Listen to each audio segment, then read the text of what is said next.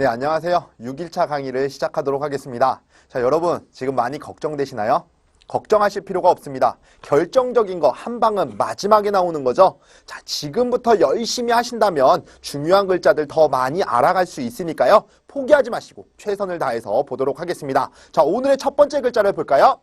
자, 이 글자는요. 싫어할 염자라고 하는 거고요. 싫어하다가 뭐예요? 좋아하지 않는 걸 싫어한다라고 할 수 있겠죠. 자, 이 글자는 염세주의할 때 쓰이는 글자예요. 염세주의자가 뭐예요? 세상을 싫어하는 걸 말하는 거잖아요. 자, 이 글자는 어떤 의미냐면 지금 보시면 개견자가 있죠.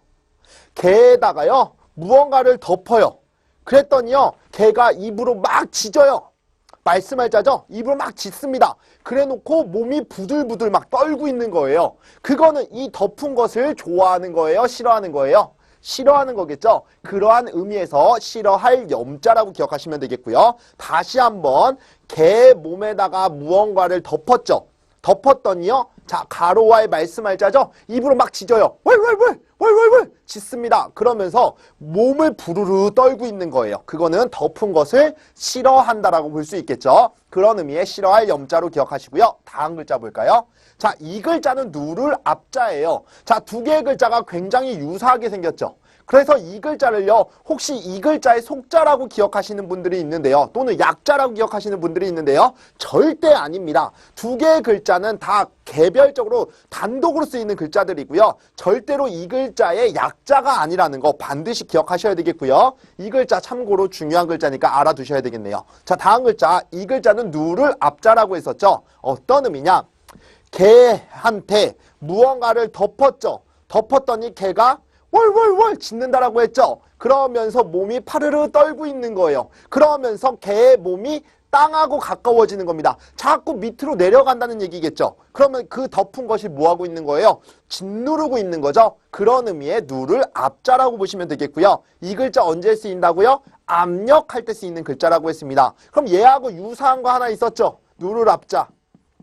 네, 이 글자도 누를 앞자였었잖아요. 그런데 이 글자는 언제 쓰인다라고 했어요? 압류, 압송할 때 쓰이는 글자라고 했었던 거 꼭 기억해 주시면서 차이가 좀 다르다라는 거 여러분들이 명심하셔야 되겠습니다. 자, 참고로 이 글자도 중요 글자니까 반드시 기억하셔야 되겠고요. 앞에 글자는 싫어할 염자, 뒤에 글자는 누를 앞자라고 기억하시면 되겠죠. 자, 다음 글자 볼까요? 자, 이 글자는요, 나, 여자예요. 1인칭 나를 얘기하는 거고요. 사실은 이 글자가 어디에서 왔냐면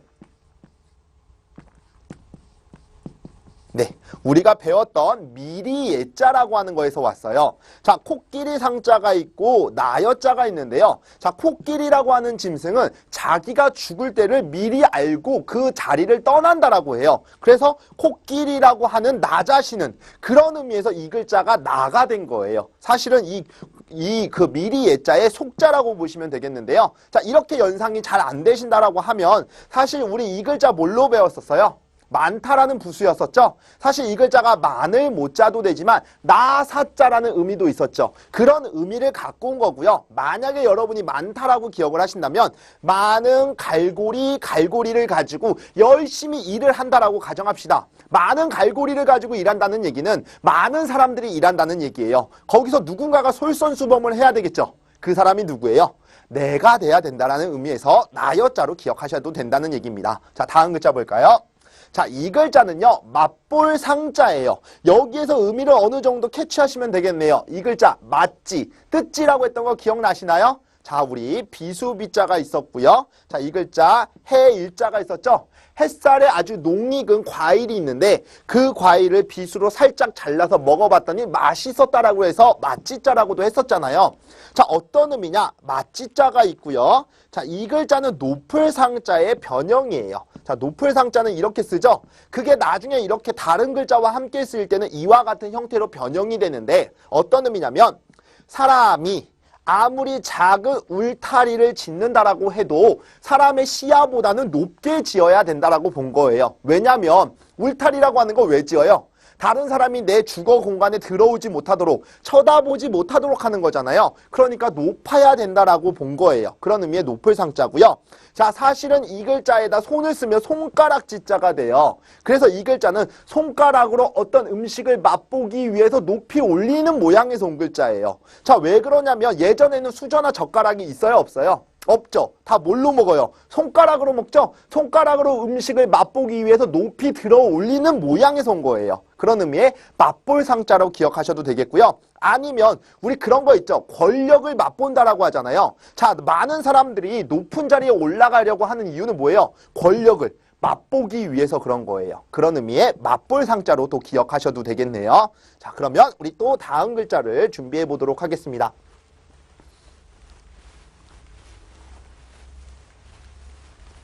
다음 글자 볼까요?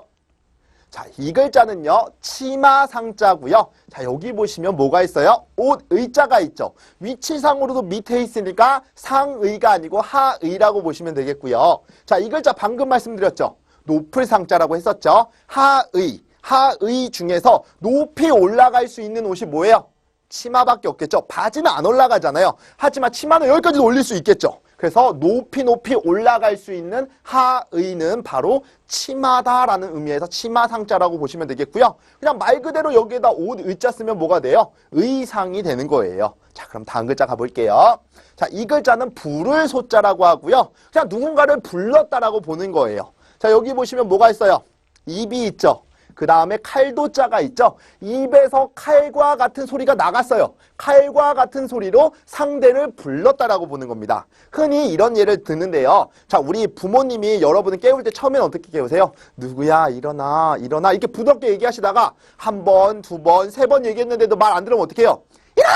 이러잖아요. 입에서 칼과 같은 소리로 그 아이를 불렀다라고 보시면 되겠죠. 아니면 우스갯소리로요. 여러분 학교 다닐 때 일진 언니들 본 적 있죠? 자, 일진 언니들 입에 뭘 물었어요? 커터 칼을 물었죠. 물고 있다가요. 저하고 눈이 딱 마주쳤어요. 그러더니 야, 너 이리 와봐. 나를 뭐 했어요? 불렀죠. 그렇게 기억하셔도 되겠네요. 그런 의미의 부를 소자로 기억하시고요. 자, 다음 글자 볼까요? 자, 이 글자는 밝을 소자고요. 여기에서 힌트를 찾으시면 되겠죠. 해일자예요. 햇빛 때문에 밝아졌다라고 보시면 되겠고요. 자, 이 글자 부를 소자라고 했었죠. 소라는 음은 여기에서 왔네요. 그래서 밝을 소자로 기억하시면 되는데 어떤 의미냐? 저희 집이요. 반지하예요. 반지하면 해가 들어요, 안 들어요? 잘 안 들죠? 그래서 하루는 제가 안타까운 마음에 창문을 쫙 열고요. 해를 부르기 시작했어요. 해님, 저희 집에 놀러 오세요. 그랬더니 해가 저희 집 안으로 쫙 들어오는 거예요. 그러더니 햇살이 비치니까 방이 어떻게 됐어요? 밝아졌겠죠. 그런 의미의 밝을 소자라고 기억하시면 되겠죠. 해를 부르니 방 안이 밝아졌다라고 보시면 되겠네요. 자, 다음 글자 볼까요? 자, 이 글자는요, 이을 소자고요. 우리 소개팅이라고 하죠. 소개할 때 쓰이는 글자예요. 자, 요거 뭐예요? 실이죠. 이 글자는요, 부를 소자죠. 청실과 홍실을 불러요. 자, 우리 청실은 누굴 뜻해요? 남자를 뜻한다라고 보시면 되겠고요. 홍실은요, 여자를 뜻한다라고 보시면 되겠죠. 청실과 홍실을 각각 불렀으니까 뭐 해줘야 돼요? 이어줘야 되는 거잖아요. 그런 의미의 이을 소자로 기억하시면 되겠습니다. 저 다음 글자 또 볼게요.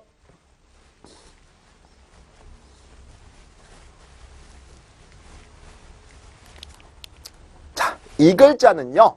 자, 우리 딸 적자라고 하는 건데요. 어떤 물체를 손으로 딴다라고 보시면 되겠습니다. 예전에는요, 우리 집들이 바로 담벼락 사이로 옆에 이렇게 마주하고 있었잖아요. 그때 예전에 집집마다 사과나무라든지 아니면 뭐 밤나무라든지 감나무 이런 걸 심잖아요. 근데 그 나무 줄기가요, 우리 집 담으로 넘어와요. 그럼 그거 뭐 했어요? 손으로 올라가서 따먹죠.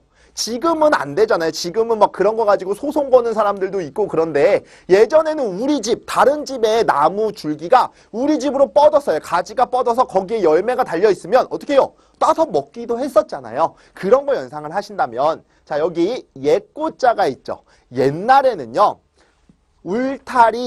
울타리라는 거 있죠. 울타리 위에 높이 서가지고요. 우리 집 사이로 넘어오는 그 가지에 열려있는 열매를 손으로 뭐 할 수가 있었어요? 딸 수가 있었어요. 그런 의미의 딸 적자라고 기억하시면 되겠죠. 다시 한번 연상하시면 옛날에는 울타리 위에 높이 서서 우리 집 사이로 넘어온 열매를 손으로 딸 수 있었다. 이렇게 기억하시면 되겠죠. 자, 다음 글자 볼게요. 자, 이 글자는요. 적당적 또는 맞을 적자라고 하는데요. 적당하다 할 때 쓰이는 글자예요. 근데 요즘 시험에는요. 맞을 적자라고 하는 의미로 많이 나와요. 맞다. 우리. 네, 적당하다 할 때 하는 맞을 적자라고 보시면 되겠고요. 어떤 의미냐?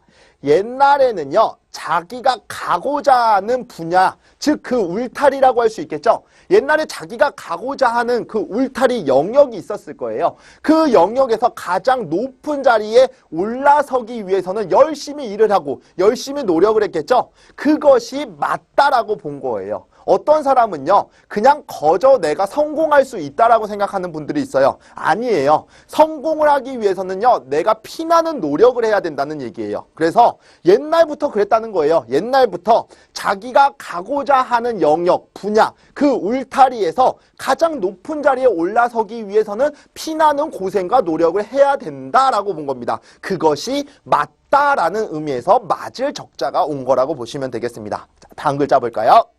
자, 이 글자는요. 나비 접자예요. 우리 수영할 때요. 나비처럼 하는 거 뭐라고 해요? 버터플라이, 저병이라고 하는 거죠. 그래서 헤엄칠 영자를 이렇게 쓰는데요. 그래서 저병할 때 쓰이는 글자고요. 자, 어떤 의미냐? 나무 목자에 세상세자가 있죠. 세상세자 우리 했었는데 기억나시죠? 많다와 감추다 감춰진 거예요. 많은 신비하고 재미난 일들이 감추어져 있는 게 우리네 세상이라는 의미에서 세상세자가 된 거거든요. 그럼 나무 위에 세상은 뭐가 있을까요? 나뭇잎들로 우거져 있겠죠. 그래서 이 글자가요. 임nhập 자예요. 정확하게 얘기하면 여기에 풀초까지 들어가야 임nhập 자인데요. 이 풀초자가 없어져도 임nhập 자라고 보는 겁니다. 자, 그러면 나뭇잎처럼 둥글고 넓적하고 큰 날개를 가진 벌레래요. 이 벌레는 나뭇잎처럼 둥글고 넓적하고 큰 날개를 가지고 있는 벌레랍니다. 그 벌레가 바로 뭐예요? 나비라고 보는 거겠죠. 그런 의미의 나비 접자로 기억하시면 되겠고요. 자, 다음 글자 볼까요?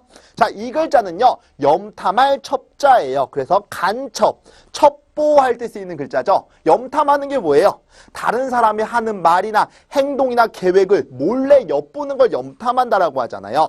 자, 방금 전에 배웠던 우리 임nhập 자가 있죠. 누군가 적이 하는 말, 적군이 하는 말을요. 내가 나뭇잎에다가요. 세세하게 적어요. 적어서 이 사람들의 계획이나 상태를 우리나라에다 보고하는 거예요. 그게 뭐 하는 거예요? 염탐하는 거잖아요. 그런 의미의 염탐할 첩자로 기억하시면 되겠고요. 그래서 간첩, 첩보할 때 쓰이는 글자라고 기억하시면 되겠습니다. 자, 우리 또 다음 글자 한번 가볼게요.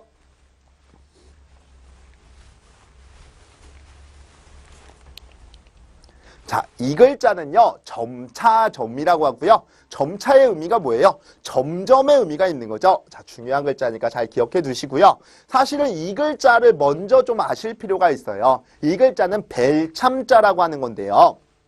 자, 수레차자 보이시죠? 자, 이 수레를 끌고 다니는 군사들은요. 예전에 막사라고 해서 간이집이 필요했어요. 왜? 전쟁이 많기 때문에 자기의 숙소로 돌아갈 수가 없겠죠. 그래서 막사라는 간이집을 짓기 위해서 군사, 이 수레를 끌고 다니는 군사들은 뭘 했냐면 도끼를 가지고 다니면서 나무를 죄다 뭐 했어요? 뱄어요. 그 나무를 가지고 막사를 만들었다라는 의미에서 자, 수레를 끌고 다니는 군사는 도끼를 가지고 나무를 죄다 뱄다라는 의미에서 벨참자가 되는 거예요. 자, 우리 목을 베는 형벌이 뭐예요? 참수형이라고 하죠. 그때 쓰이는 글자입니다. 자, 그럼 어떤 의미냐? 자, 장수가요. 적의 목을 베어. 베면 거기서 핏물이 뚝뚝뚝 떨어지겠죠. 근데 그 핏물이 한 번, 두 번, 세 번 딱 떨어지고 멈추는 거 아니죠? 어떻게 많아져요? 점차적으로 떨어지죠. 점점 더 많이 떨어지죠? 그런 의미의 점차점으로 기억하시면 되겠고요. 자, 다음 글자 볼까요? 자, 이 글자는요. 잠시잠 또는 잠깐 잠자라고 하는 건데요. 자, 여기 보시면 이 글자를 날일이라고 보시면 돼요. 우리 하루라고 하는 날은 몇 시간이에요? 24시간이죠. 그러니까 날일이라고 하는 거는 시간의 개념으로 생각하시면 돼요. 자, 그러면 이거 아까 무슨 글자라고 했어요? 벨참자라고 했었죠. 자, 베는데 적의 목을 베는데 하루라는 시간을 줬습니다. 줬는데 시간적인 개념으로 얼마면 벨 수 있어요? 잠깐 또는 잠시면 벨 수 있겠죠. 자, 어떤 의미냐? 정확하게 좀 부연 설명을 하면 적군을 잡아놓고요. 포로로 잡아놓고요. 이 사람한테 지금 신문을 하고 있어요. 정보를 캐내기 위해서 신문을 하는데 아무 말도 안 하고 묵비권을 행사하고 있습니다. 그러니까 목을 베야 되겠죠. 베라고 시간을 준 거예요. 얼마면 돼요? 잠깐이면 되잖아요. 그런 의미의 잠깐 잠자라고 기억하시면 되겠고요. 자, 이 글자도 중요하니까 잘 기억하시고요. 다음 글자 볼까요? 자, 이 글자는 부끄러울 참자예요. 자, 어디가 부끄러워요? 마음이 부끄러운 거죠. 왜냐하면 벨참자가 들어갔죠. 자, 장수가 적의 목을 베기 위해서 적진으로 군사들을 이끌고 갔어요. 그랬는데 군사들은 다 잃어버렸어요. 거기 적진에 들어갔다가요. 군사는 다 모조리 죽고 자기만 홀로 살아서 돌아온 거예요. 돌아왔을 때 그 장수의 마음이 어땠겠어요? 굉장히 부끄러웠겠죠. 원래 장수라고 하면 어때야 돼요? 자기가 의롭게 거기서 죽는 게 더 낫다라고 보는 거죠. 그런데 자기가 적진에 군사까지 이끌고 갔는데 내 군사는 모두 다 죽은 거예요. 근데 홀로 살아서 돌아온 거죠. 적의 목을 베기는커녕 혼자 살아왔을 때 마음이 어땠겠어요? 되게 부끄러웠겠죠. 그런 의미의 부끄러울 참자라고 기억하시면 되겠고요. 자, 이렇게 공통적인 것이 있으면 그 외적인 거에 포인트가 있다라고 했었죠. 자, 핏물이 어떻게 많아져요? 점차적으로 점점 많아진다라고 보시면 되고요. 적의 목을 베는 시간은 얼마면 된다? 잠깐, 잠시면 된다라고 했었죠. 그 다음에 적의 목을 베기는커녕 내 군사를 다 잃고 돌아왔을 때의 마음이 어때요? 부끄럽다라고 하는 거죠. 그런 의미의 부끄러울 참자고요. 마침 나왔네요. 이 글자가 우리 벨참자라고 배웠던 거죠. 그래서 수레를 끌고 다니는 군사는 막사라는 간이집을 짓기 위해서 도끼를 가지고 나무를 벤다라고 기억하시면 되겠죠. 이 글자가 더 중요해요. 나머지 구성에 쓰이는 글자 벨참자 꼭 기억하시면서 여러분들 지금부터 복습하도록 하겠습니다.